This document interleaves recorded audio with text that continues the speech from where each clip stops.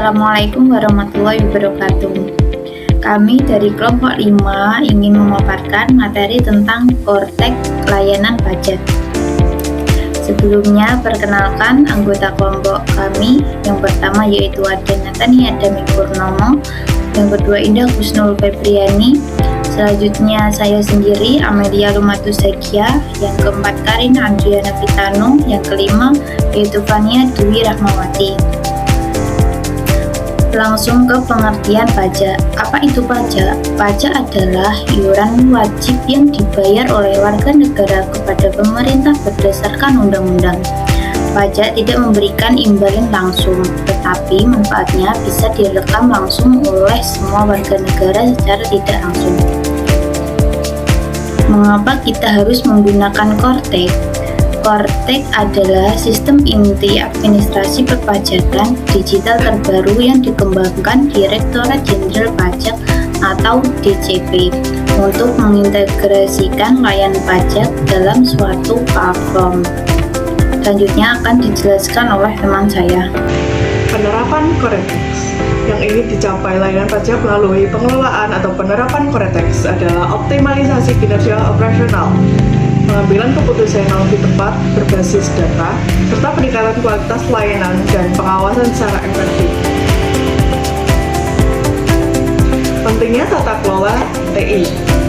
Dampak jika tata kelola TI tidak diterapkan dengan baik pada Koretex maupun layanan pajak digital lainnya. Yang pertama, ada sistem sering mengalami gangguan atau error sehingga pelayanan pajak terlambat. Yang kedua, data wajib pajak berisiko hilang, bocor, atau disalahgunakan oleh pihak lain.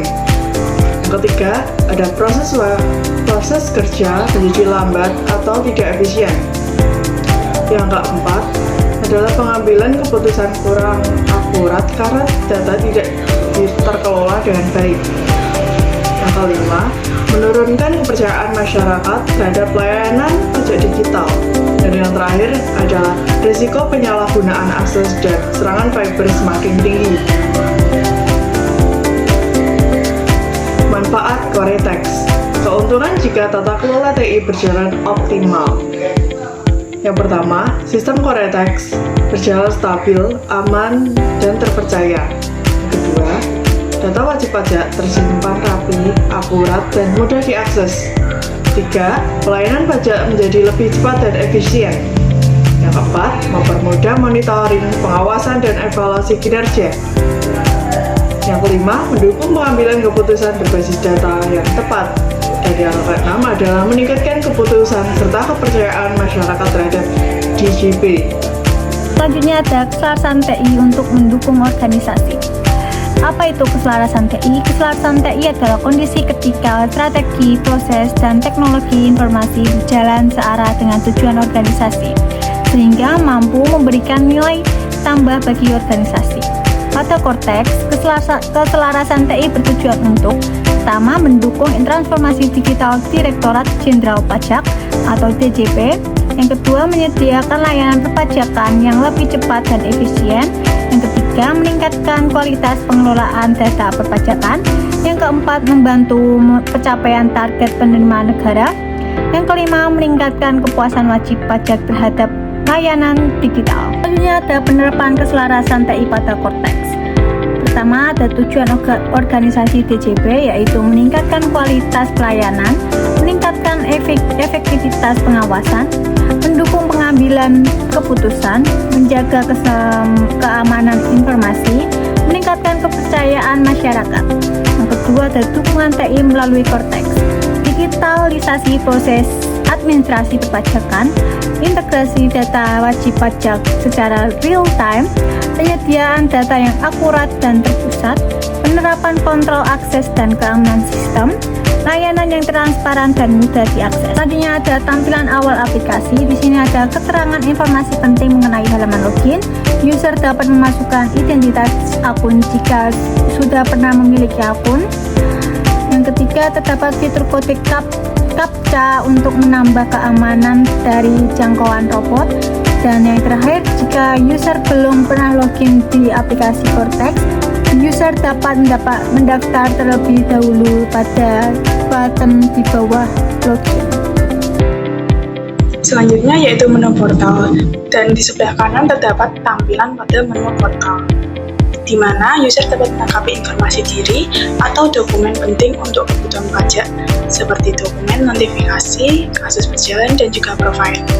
Jika user sudah pernah melengkapi informasi tersebut dan terjadi perubahan data, maka user dapat mengganti data dan status tersebut. Selanjutnya menu EbuBot, dan di sebelah kiri itu adalah tampilan pada menu EbuBot.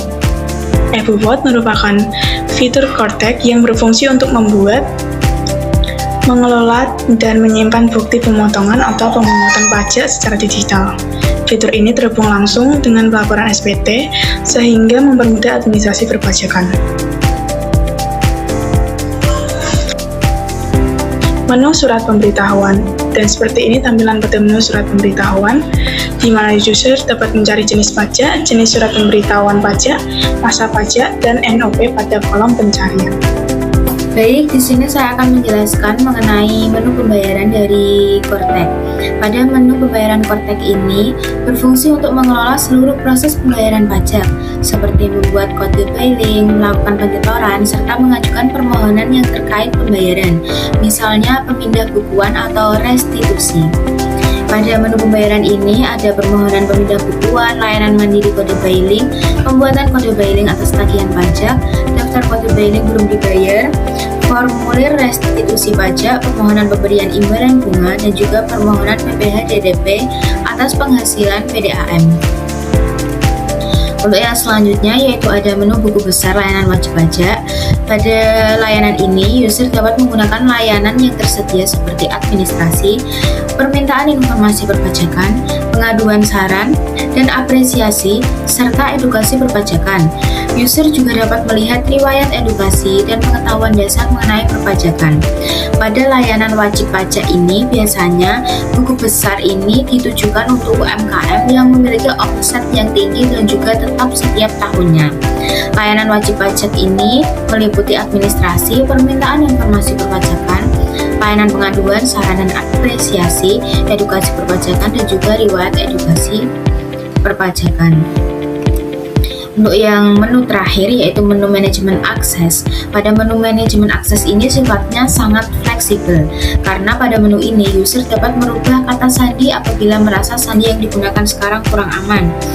Dan jika digunakan untuk selanjutnya atau kedepannya, sandi tersebut dikira dapat diretas oleh orang lain. Baik, sekian presentasi dari kelompok kami. Kurang lebihnya kami mohon maaf apabila ada salah kata, salah ucapan, maupun salah tulis tata tulis kami. Kurang lebihnya kami mohon maaf sebesar-besarnya. Wassalamualaikum warahmatullahi wabarakatuh.